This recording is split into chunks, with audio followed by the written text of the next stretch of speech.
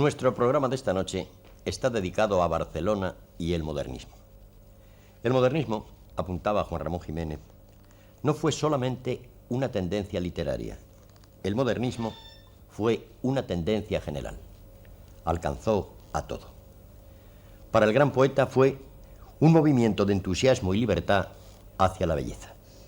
Veamos a continuación cómo se desarrolló el modernismo en la bellísima ciudad de Barcelona.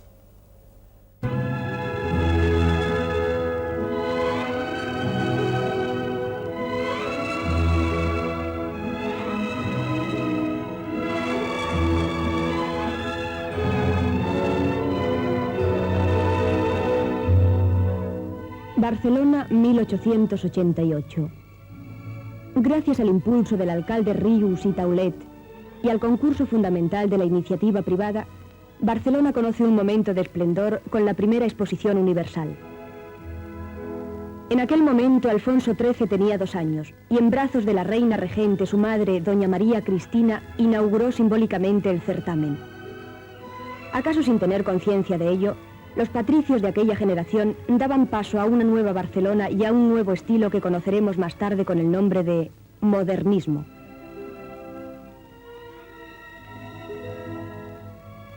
El modernismo, dice Enrique Granados, es algo que ni siquiera Santiago Rusiñol ha sabido decir en qué consiste. Barcelona es una ciudad mediterránea que algunas veces parece sumirse en las brumas del norte.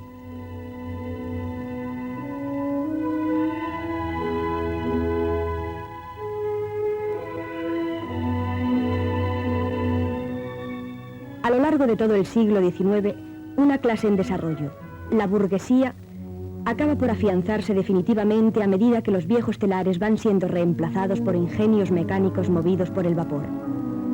La civilización industrial se impone poco a poco, mientras en los artistas de aquel momento surge como un conflicto la oposición de su mundo imaginativo a la cada vez más invasora mecanización.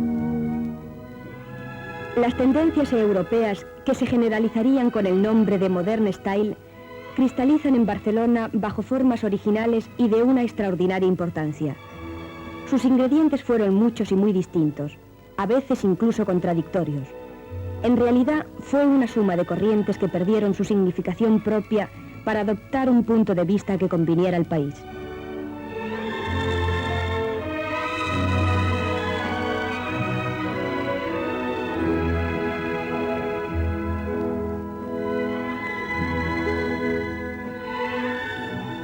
Al cubrir la última década del siglo pasado y la primera del presente, el modernismo se desarrolla en una época social y políticamente tumultuosa.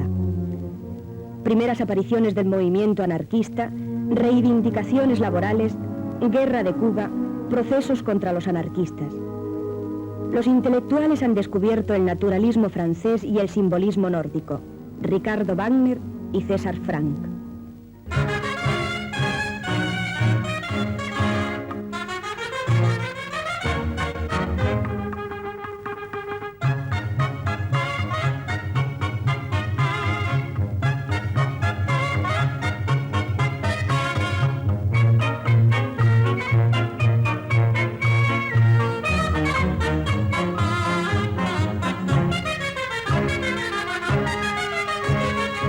Santiago Rusiñol crea en Sitges un taller museo conocido por el Cau Ferrat, en donde guarda su colección de obras de arte. Durante los años 1892 a 1896, organiza 5 fiestas modernistas, en una de las cuales se manifestó públicamente la reivindicación de un gran pintor entonces olvidado, el Greco. Ello se debió a los esfuerzos de Rusiñol, Zuloaga, Miguel Utrillo y Regoyos. El santuario barcelonés de los modernistas fue una cervecería de la calle de Montesión, situada en un edificio de un neogótico fino y elegante, cuyo nombre, Los Cuatro Gatos, dejaba traslucir el escepticismo de sus creadores, Miguel Utrillo y Pere Romeu, en cuanto al número de sus futuros parroquianos.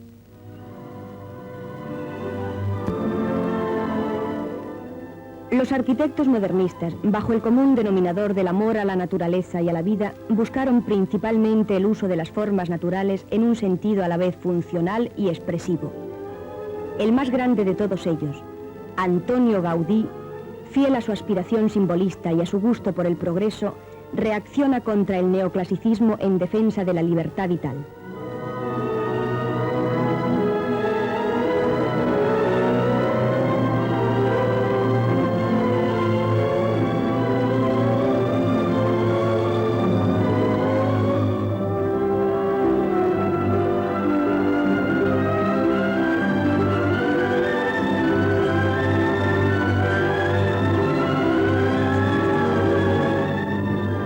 En oposición a la gigantesca obra arquitectónica, Gaudí cuidaba personalmente de la calidad y ejecución de los detalles escultóricos y ornamentales.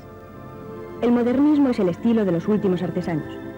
En el templo de la Sagrada Familia, Gaudí quiso revivir el espíritu de las catedrales medievales, pero siendo su obra tan personal y directa, se hace extremadamente difícil la continuación de los trabajos habiendo desaparecido el maestro.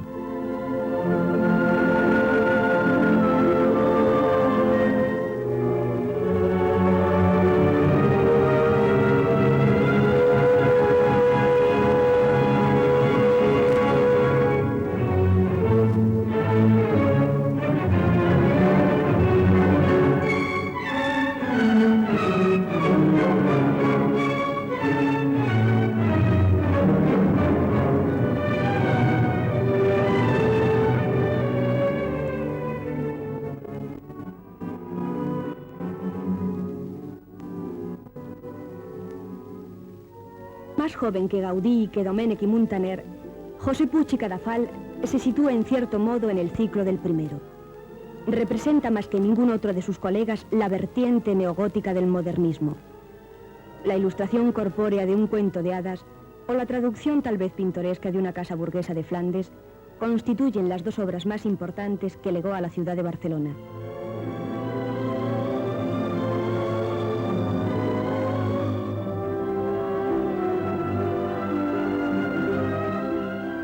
Otros arquitectos fueron llegando, como Sagnier, Berenguer, Salvador Valeri. El estilo se refina, el buen gusto se sobrepone a la potencia y el impulso se convierte en estilización. En este ámbito cultural brota el lírico dramatismo de la escultura de José Llimona, el realismo sentimental, la desmaterialización, el ensueño y la transfiguración, que son los componentes fundamentales de la escultura de Miguel Blay, Clarasó, Reinés, Eusebio Arnau y Lamberto Escaler.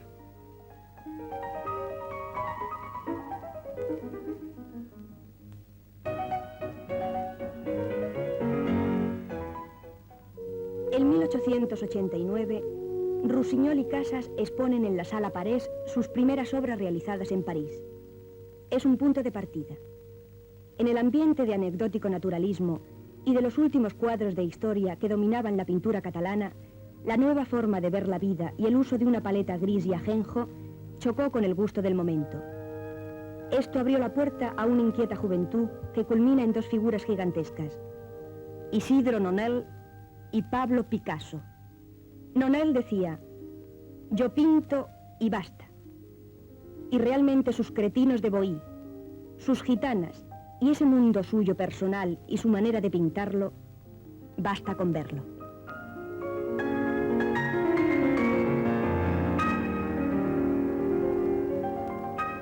Picasso, cuya formación barcelonesa es ya indiscutible, bebe en las mismas fuentes y entresaca de ellas toda la enorme dimensión social y humana de su primera época.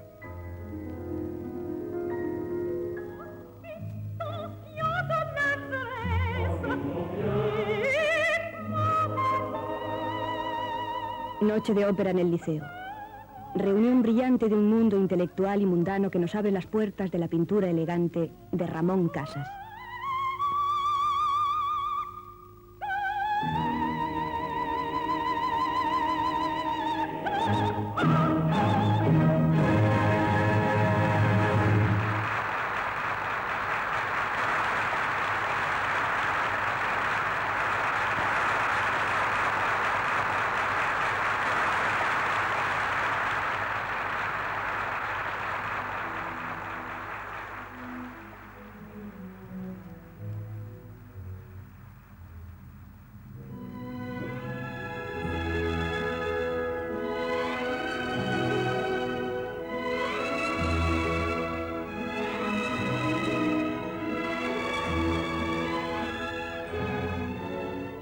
Ramón Casas era un pintor de raza, un gran sensitivo. Se gustaba de la vida elegante, de las bellas damas de la época. No por ello dejó de acercarse a los temas cotidianos de la vida. En posesión de un ojo exacto, Casas, en dibujos y pinturas, fue un retratista de gran penetración psicológica. La pintura manaba de él como una intuición, nunca como una preocupación intelectual.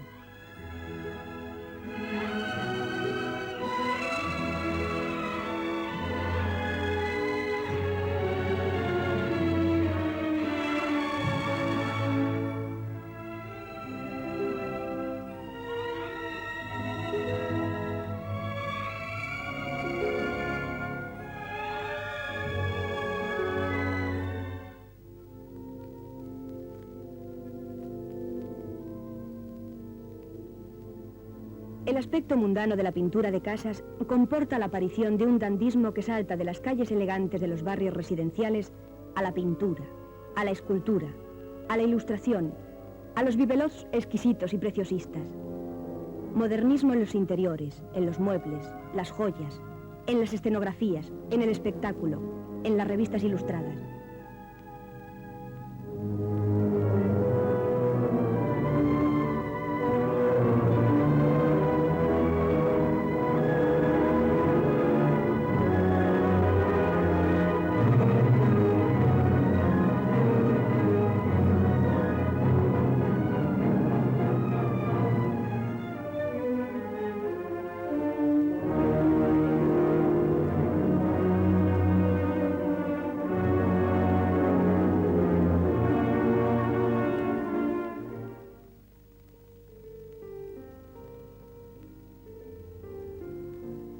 Los motivos florales aplicados como elemento ornamental que aparecen con el descubrimiento de la estampa japonesa permiten un último y espectacular florecimiento de un arte en decadencia, el del hierro forjado, que llega a ser como una especie de firma del modernismo.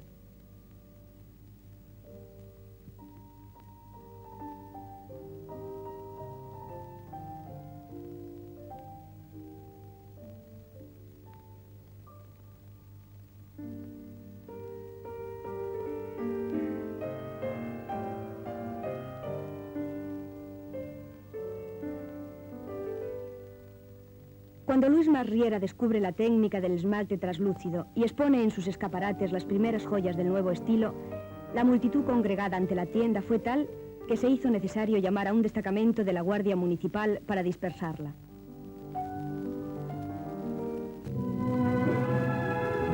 El modernismo ha ganado al hombre de la calle. La gente vive y circula en pleno ambiente modernista. Tiendas, farmacias, mercados, oficinas responden todos al nuevo gusto estético.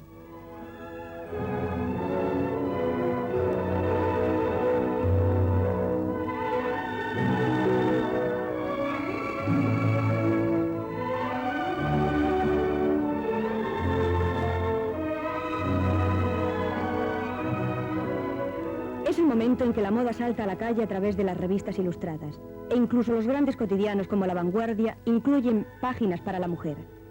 Es la época del sufragio universal, de la evolución feminista. La moda, poco a poco, se convierte en industria.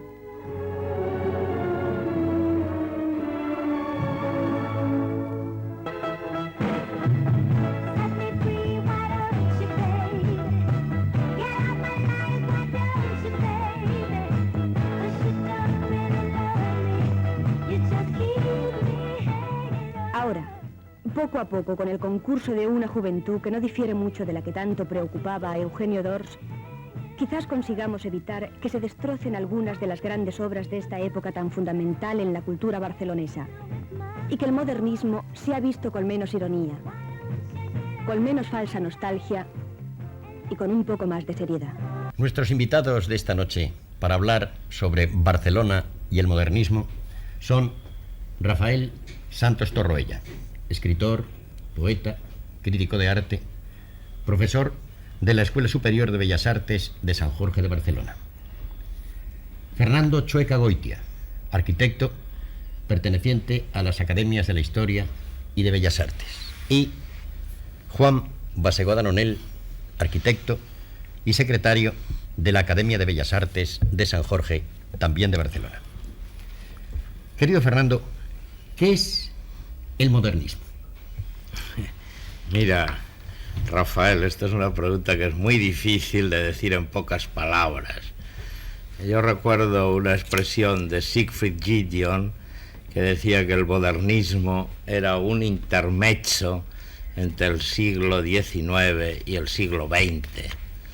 Es evidente que esto es así, ¿no? Se trata de un paréntesis, de un momento relativamente bastante fugaz entre el desenvolvimiento cultural de finales de siglo y el nacimiento del siglo nuevo. En realidad se puede decir que ya cuando Víctor Horta construyó la famosa casa de la calle Turín de Bruselas, creo que por el año 1893, el modernismo en algún aspecto estaba ya maduro, estaba ya granado. Este movimiento llega ya un poco desfalleciente hasta los albores de la Primera Guerra Mundial, hasta 1914. Ahora, este momento, no cabe duda que ligeramente, en fin, pasajero, ¿no?, pero enormemente intenso en un momento dado, tiene a mi juicio una significación muy grande, difícil evidentemente de definir, pero que alcanza a todo un panorama cultural, no solo a las artes plásticas, que naturalmente se definen mucho en este momento, sino también a la literatura, por ejemplo, Rimbaud, Lautréamont, Verlaine, Rubén Darío para nosotros. Claro, todo esto entra en el modernismo. Y si vamos a la pintura, qué duda cabe, pues que Gauguin, el propio Van Gogh, Félix Vallotton, tantos otros, Munch, evidentemente, pertenecen a todo el mismo paisaje cultural. Este paisaje cultural, ¿qué es? Es un momento, en fin, de relajación, de détente, que dirían los franceses, cuando van a surgir en Europa instancias más graves, con motivo de la guerra, con motivo del racionalismo arquitectónico, con motivo del industrialismo cada vez más acuciante. Parece como que ese movimiento económico, social, industrial, ya en marcha, se detiene un momento, o por lo menos en determinadas sociedades un poco exquisitas y refinadas, descansa. Y en ese momento surge esta flor que es el modernismo, un poco decadente si se quiere, pero extraordinariamente refinada, antes de que de nuevo otra vez las instancias, el ascetismo, la dieta que nos van a imponer las circunstancias sociales, políticas, guerreras, etcétera, etcétera, nos priven otra vez de este momento delicioso. Según esto, parecería que esto es un poco así, efímero, ligero, insustancial, ¿no? Pero qué duda cabe que, sin embargo, está preñado de premoniciones, tiene una intensidad muy fuerte, y esto que parece un poco ligero e insustancial va a teñir el arte moderno de una manera muy definitiva. Yo me atrevería a decir que en las fuentes del arte moderno, y ya se hizo una exposición, no recuerdo si fue en París hace pocos años, y en Bélgica, en las fuentes del arte moderno está indiscutiblemente el modernismo, y no comprenderíamos el arte moderno y sus múltiples implicaciones sin este momento fugaz pero intenso. Y ahora, Juan, ¿qué es concretamente el modernismo en Barcelona? El modernismo en Barcelona, para definirlo en muy pocas palabras, es uno de los dos grandes momentos que ha tenido la historia de la arquitectura de Barcelona y de Cataluña. El primero fue el gótico del siglo XIV. Es la única vez que se ha exportado un estilo de Cataluña al extranjero. Concretamente, en la cuenca del Mediterráneo hay una serie de palacios góticos en Sicilia, en Nápoles, Cerdeña, que acreditan esta importancia del gótico exportado. El modernismo es otro movimiento de carácter internacional y puntero en Barcelona. Tiene además una particularidad importante, y es que se da en Barcelona antes que en el resto de Europa. Como ha dicho muy bien Fernando, la Casa Tassel de la calle Turín de Bruselas es de 1893. En 1893 ya existían una serie de edificios de Domènech i Montaner y una serie de edificios de Gaudí. Es decir, hay un movimiento de modernismo o de premodernismo que es incluso anterior a la exposición del 88 y que ya define unas tendencias específicas, fruto naturalmente del desarrollo de Barcelona después de su expansión en el llano, después de haber derribado las murallas. En la parte del arte, ¿a quién, Rafael, señalarías como figuras preeminentes catalanas del modernismo barcelonés? Bueno, vamos a ver si podemos señalar algunas, pero yo antes, si me permites, quisiera un poco replicarle a nuestro amigo Fernando, porque su visión del modernismo y de la época a mí me parece que no corresponde exactamente a la realidad, porque yo al menos lo veo como un momento de una intensidad extraordinaria, como ese momento en que todo ese siglo, que por el historicismo que se ha impuesto tiene una conciencia de que está viviendo cronológicamente la época, consigue al fin, no lo había conseguido, ni el romanticismo no había llegado a ser un estilo, consigue cuajar un estilo. Ese estilo coincide con el fin del siglo, lo logra. Esto produce una exaltación. Como se vive esa conciencia del tiempo, la proximidad al final del siglo produce, yo creo, esa especie de excitación que espolea ese afán que llegará a cuajar realmente en un estilo total, como todo el siglo no lo había tenido, porque el romanticismo se acusa en poesía, se acusa en música, se acusa en pintura, pero no se acusa ni en la orfebrería, ni en las artes industriales, ni en la arquitectura. Pero en cambio el modernismo, vamos a ver que es un estilo total que abarca toda la vida, desde la poesía a la música, a las artes industriales, a todo. Eso no puede ser un momento de premonición de algo que va a venir después, como decía nuestro amigo Fernando, sino que es una totalidad, una plenitud. Es decir, yo lo veo, como se ha hablado también de cronología, veo que es, Fernando ha apuntado muy bien que eso ya venía trabajándose, claro, se venía trabajando durante todo este siglo.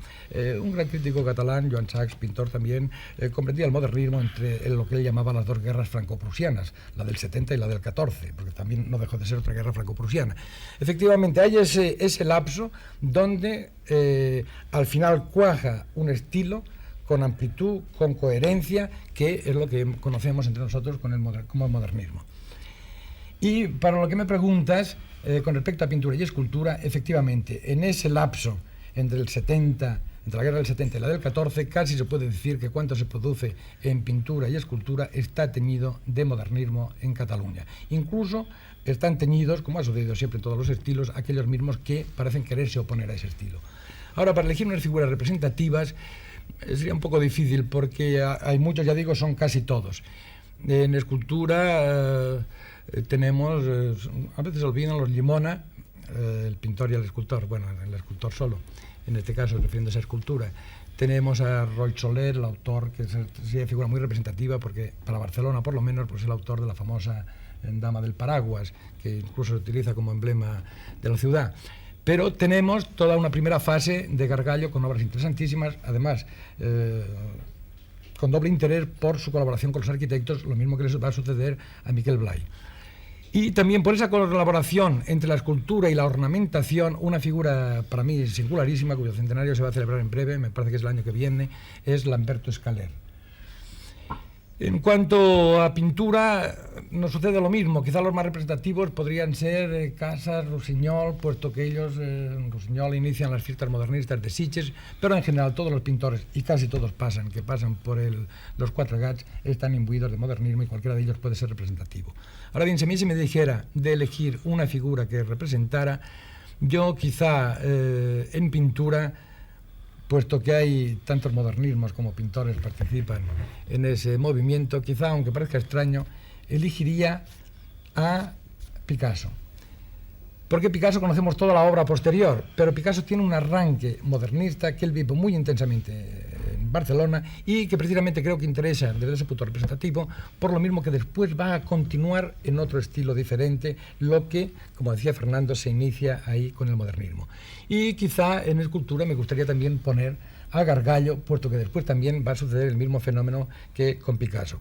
Ahora bien, hay una figura un poco menos conocida, ha fallecido este año, que, aunque en un orden menor, me parece muy interesante como figura representativa, que es Ismael Smith, porque fue dibujante, pintor, escultor, plenamente modernista. Cuando deja de hacer modernismo, deja de hacer arte, y que por reunir las tres artes me parece que puede ser también una figura a citar en este caso. Pues nos ha dado Rafael 3 nombres. En arquitectura, ¿qué nombre darías tú? ¿Acaso Gaudí, Juan? Sí, naturalmente Gaudí tiene sus facetas modernistas, pero Gaudí es un arquitecto que va más allá y viene más acá del modernismo. Realmente no se puede situarlo dentro del estrecho límite de un estilo como fue este. Representación del modernismo, Luis Domènech y Montaner, por ejemplo, sobre todo como el primer modernismo. Luego habrá un segundo modernismo, más neogótico, es el caso de Puig i Cadafalch. Y luego todavía hay un tercer modernismo, que es el modernismo de importación vienesa. Los arquitectos que copian a Olbrich, como la primera época de Balcells, o las obras de Pericas, por ejemplo. Es decir, hay un premodernismo, cuando la época de la exposición, hay la influencia de estos arquitectos a principios de siglo, y luego viene la importación vienesa. Es decir, que lamentablemente el modernismo no tuvo su propia continuidad en Barcelona, sino que prefirió, para evolucionar, sacar fórmulas del extranjero. Cuando veíamos hace algunos años, 20 o 25, los edificios en Barcelona, ¿acaso nos resultaban entonces, quizá también por falta de distanciamiento, un poco sobrecargados? Esa arquitectura, ¿tú crees, Fernando, que está viva, que está vigente, que sigue teniendo influencia, o es, como tú apuntabas antes, un fenómeno inestimable, pero que ha perdido validez? Bueno, yo no apuntaba esto. Yo creo que exactamente las palabras que yo he pronunciado, mi querido amigo Rafael Santos Torroella las ha interpretado, en fin, de una manera exacta, pero al mismo tiempo, en fin, quizá unilateral.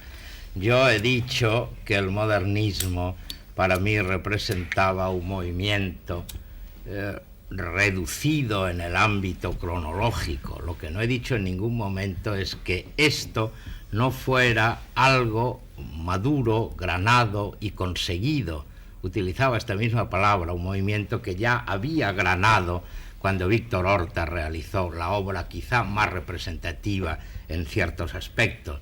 Es decir, estoy absolutamente de acuerdo, y además lo he sostenido muchas veces, que precisamente en este momento se integran las cosas.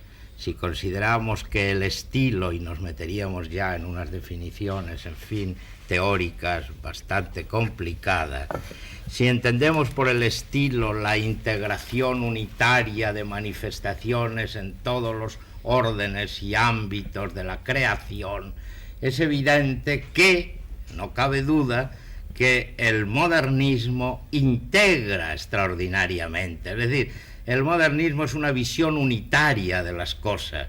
En fin, desde la tela de un vestido, el papel de una decoración interior, la joya, hasta la gran arquitectura y hasta la pintura, y todas las manifestaciones de un determinado momento tienen un sabor de época enormemente definitorio y característico.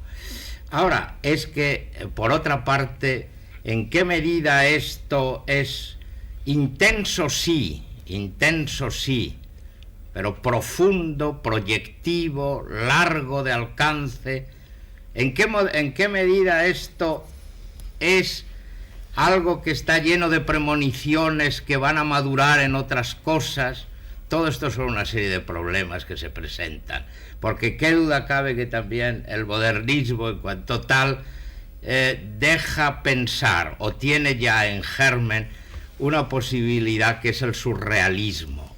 Qué duda cabe que muchos aspectos del surrealismo están también implícitos en el modernismo, y así lo pensaba el propio Dalí admirando la obra de Gaudí.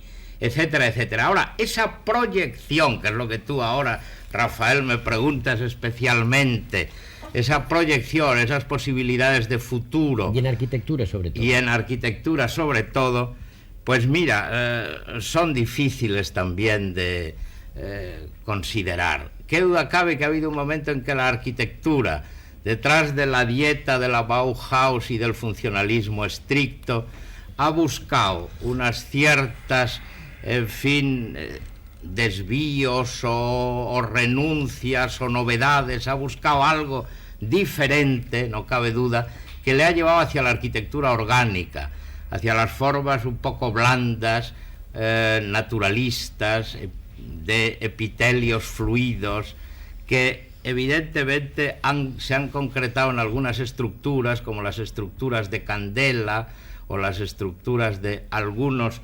maestros del hormigón armado y de algunas formas como son, en fin, las bóvedas de membrana, etcétera, que tienen antecedentes en el modernismo. En ese sentido, qué duda cabe que ha sido fecundo y que ha producido una cierta remoción de ideas, el modernismo.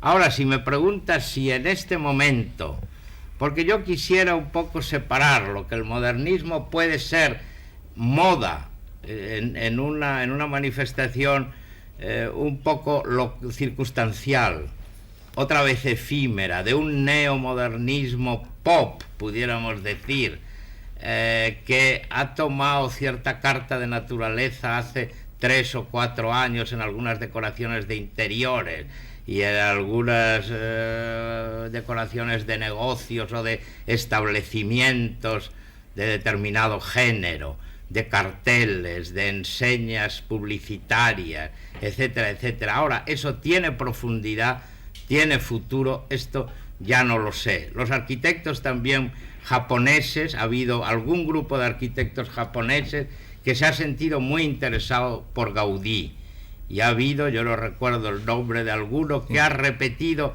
formas gaudianas. Ahora, la arquitectura japonesa en general, la arquitectura de Tange, la arquitectura del grupo de los metabolistas, la arquitectura esta, ¿va detrás del modernismo o el modernismo es simplemente algún aspecto circunstancial de sus investigaciones? No lo sé todavía. Perdón, Juan, ¿qué contestarías tú a esa pregunta que acaba de formular para todos Fernando Chueca? Las obras japonesas de filiación gaudiniana son las del profesor Kenji Imai, que ha hecho una especie de réplica de la Sagrada Familia y que incluso estudió Gaudí, pues prácticamente en vida de Gaudí, en los años 20. Es decir, que es un hombre ya de mucha edad y que se sintió enamorado de la obra gaudiniana. Pero insisto en que hay que separar a Gaudí del modernismo.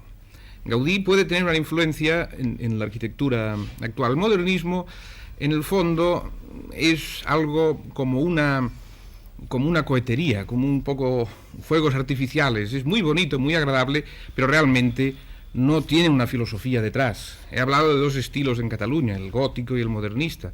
El estilo gótico es mucho más profundo en el sentido filosófico y religioso, mientras que el modernismo fue más bien esta sensación de euforia producida por la riqueza y la expansión de Barcelona, pero sin un contenido filosófico que lo tenía mucho más intenso, por ejemplo, el novecentismo.